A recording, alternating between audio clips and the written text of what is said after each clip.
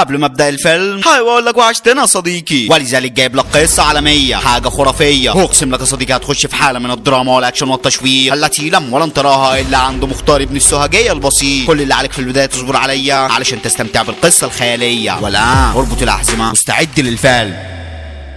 وبيبدأ الفيلم بقادر ضابط في الجيش الباكستاني، بيكون عنده الدكتور، والدكتور بيقول له للاسف عندك ورم في المخ. بينصدم وبيقول له قدامي قد ايه واموت، بيقول له ما اعرفش بس تقريبا 3 سنين. ومره واحده الاعلام بيقول البرلمان الهندي اعلنوا الغاء الماده 370. قادر بينصدم والدكتور بيقول ازاي يلغوا اتفاقيه زي دي؟ بيقول له انت قلت لي فاضل قد ايه واموت؟ بيقول له 3 سنين او اقل. بيقول له لسه الوقت قدامي كتير علشان اخليهم يرجعوا في قرارهم. بيروح مكتبه وبيتصل برئيسه، بيقول له يا فندم احنا مش هنستنى نشوف الامم المتحده هيعملوا ايه، لو صبرنا الهند هتسيطر على ازاد كشمير. بيقول له ايوه يعني انت ناوي تعمل ايه؟ بيقول له جه وقت الشيطان جيم. بيقفل معاه وبيتصل بجيم. جيم بيقول له امرني. بيقول له عايزها خراب، عايز الهند تركع قدامي. بيقول له هاخد حبه وقت ولكن اللي انت عايزه هيتم. في الوقت ده في افريقيا وتحديدا في سوق التلات، بس ما فيهوش خيار وجزر، فيه اسلحه تنهي على البشر. المهم رافي بيكون بيشتري الصاروخ ده لجيم، فبيجي واحد من الرجاله اللي بيشتري منه، بيقول له في شخص غريب جه وبيسال عن رافي. رافي بيقول له مين الشخص ده؟ بيقول له ما نعرفش بس انا سبته مع الرجاله بيعملوا معاه الواجب. وها هو الوحش العنيف، الاسد المخيف، الولد التي بقدراته مستعد يغلب جيش. بسان بيكون تعبان وسايب الواد ده يلطش فيه. رافي بيحضر في المكان وبيقول لبسان بالانجليزي قول لي انت مين وليه جاي ورايا؟ بيقول له اعدل لسانك واتكلم هندي ولا بعت لغتك زي ما بعت بلدك وسلمت نفسك لجيم. بيقول له بسان انت لسه؟ بيقول له بالظبط لسه عايش ما متش. الاقيها فين؟ بيقول له انت ازاي طلعت منها؟ بيقول له هقول لك بعد ما اخلص على الكلاب اللي حواليك واخدك معايا. قول لي بقى فين بينا؟ بيرفع عليه سلاح. بيقول له دي في مكان لو فضلت مليون سنه تدور عليها مش هتلاقيها، وللاسف انت قدامك لحظات وتموت. بيقول له صلح الكبوت. بيكون فك مسامير الكرسي وبينزل تحت وبيقوم بيها. ارجع يلا راحوا جالكو خبوا عيالكو، ولكن الرجاله بتكون حواليه من كل اتجاه. تفتكر ان ده هيفرق معاه؟ قولها معاه صديقي. لا والله انا مش عارف اقول لك ايه. الواد بيعمل عظمه ب5 جنيه، بيكسر عظمهم بالكامل والباقي منهم بيخشوا عليه بالاسلحه. بياخد الخرطوشه من الجحش ده ويا رباه ما بيشوفش حد في اي اتجاه، اللي بيلمحوا بيلوحوا وفي الهوا بيطوحوا. ارفي بيقف في وشه بسلاح والرجاله اللي بره بيرموا عليه قنبلتين. بسام بياخد ارفي وبينط من الازاز اللي جنبه، وها هو الوضع الهزاز. بيركب الطياره الكيلوباترا دي وبيكون معلق ارفي فيها. بيخرج سلاح الطياره بيفرتك المكان بالكامل، وطبعا طبلت ودن ارفي بالسلامه. المهم بسام بيفرتك المكان بسلاح الطياره وبيخرج من هناك ولا العبد لله في عز شبابه. بالليل في الهند في دلهي وتحديدا في افضل قسم عمليات في الهند اسم GOC.